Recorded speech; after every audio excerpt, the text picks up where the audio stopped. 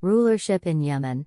The folks of Sheba were one of the oldest nations of the pure Arabs, who lived in Yemen.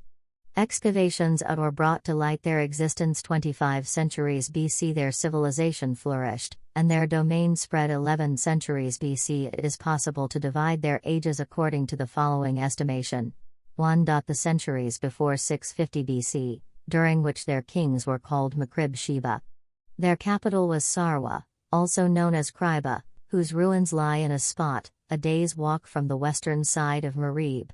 During this period, they started building the Dam of Marib, which had great importance in the history of Yemen. Sheba was also said to have had so great a domain that they had colonies inside and outside Arabia. 2. From 650 BC until 115 BC. During this era, they gave up the name Makrib and assumed the designation of kings of Sheba. They also made Marib their capital instead of Sarwa. The ruins of Marib lie at a distance of 60 miles east of Sana'a.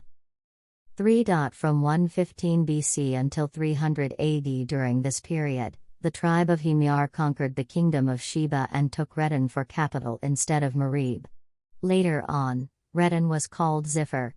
Its ruins still lie on Mudawar mountain near the town of Urim.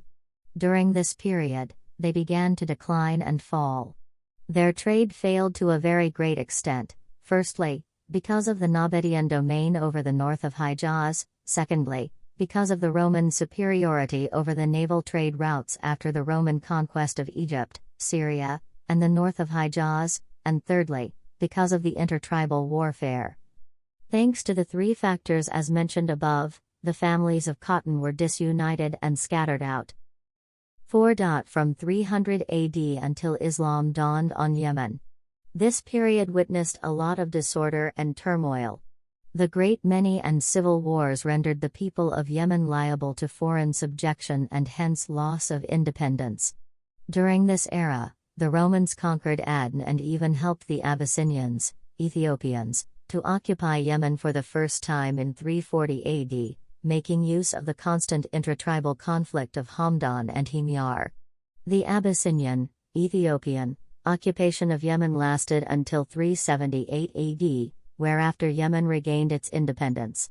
Later on, cracks began to show in Marib Dam, which led to the Great Flood, 450 or 451 AD, mentioned in the Noble Quran.